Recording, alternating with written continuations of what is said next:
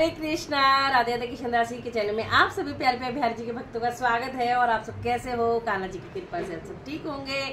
तो सभी को बरुथनी एकादशी की बहुत बहुत बधाई हो। बैशाख मास की बरुथनी एकादशी। तो चलिए जी, कथा शुरू करते हैं। पसंद आए वीडियो तो लाइक शेयर एंड कमेंट जरूर से करना है। तो हाथ में तुलसी पत्ता ले सकते हो, तिल ले सकते हो, फूल ले सकते हो। चावल नहीं लेने हैं, चावल नहीं खाने हैं। आज यानी एकादशी वाले दिन द्वादशी को अब चावल का भोग भी लगाना और चावल खाना। तो हाथ में तुलसी पत्ता लेके तो श्रीमन नारायण नारायण नारायण भजमन नारायण नारायण नारायण नारायण नारायण। बोलो लक्ष्मी नारायण भगवान की जय। तो चलिए जी शुरू करते हैं। बैशाख मास के कृष्ण पक्ष की एकादशी को बरुथनी कहा जाता है। इस दिन भगवान मधुसूदन की पूजा की जाती है। बरुथनी एकादशी का व्रत करने से भगवान मधुसूदन प्रसन्न होकर संपूर्ण पापों का नाश और सुख सौभाग्य को देते हैं। युधिष्ठिर ने पूछा, वासुदेव आपको नमस्कार है। वैशाख मास के कृष्ण पक्ष में किस नाम की एकादशी होती है, उसकी महिमा बताइए। भगवान श्री कृष्ण बोले, राजन, वैशाख कृष्ण पक्ष की एकादशी बरुथनी के नाम से प्रसिद्ध है। यह इस लोक और परलोक में भी सौभाग्य प्रदान करने वाली है। बरुथनी के व्रत से ही पुण्य का लाभ और पाप की हानि होती है।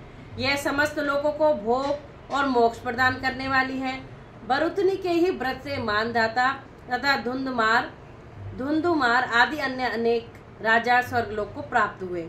जो 10,000 वर्षों तक तपस्या करता है, उसके समान ही फल बरुथनी के व्रत से भी मनुष्य प्राप्त कर लेता है। नृप घोड़े के दान से हाथी का दान श्रेष्ठ है। भूमि दान उससे भी बड़ा दान है। भूमि दान से भी अधिक महत्व तिल का दान है। तिल दान से बढ़कर स्वर्ण दान और स्वर्ण दान से बढ़कर है अन्न का दान, क्योंकि देवता पितर तथा मनुष्य को अन्न से ही तृप्ति होती है। विद्वान पुरुषों ने कन्यादान को भी अन्न दान के ही समान बताया है। कन्यादान के तुल्य ही धेनुदान है। यह साक्षात भगवान का कथन है। ऊपर बताया सब दानों में से बड़ा विद्यादान है। मनुष्य बरुथनी एकादशी का व्रत करके विद्यादान का फल भी प्राप्त कर लेता है। जो लोग पाप से मोहित होकर कन्या के धन से जीविका चलाते हैं, वे पुण्य का क्षय होने पर यातना में नरक में जाते हैं। अतः सर्वथा प्रयत्न करके कन्या के धन से ही बचना ही चाहिए। उससे अपने काम में नहीं लाना चाहिए।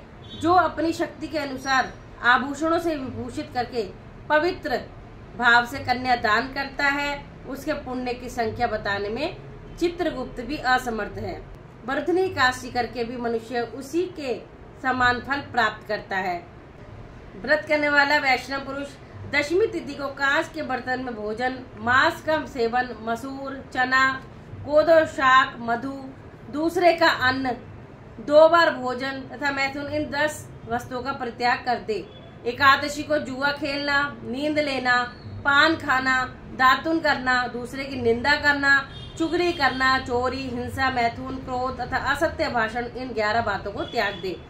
द्वादशी को कांसे का बर्तन होता है ना, कांस, उड़द, शराब, मधु, तेल पतितों से वार्तालाप, व्यायाम, प्रदेश गमन, 2 बार भोजन, मैथुन, बल की पीठ पर सवारी और मसूर, इन 12 वस्तुओं का त्याग करें।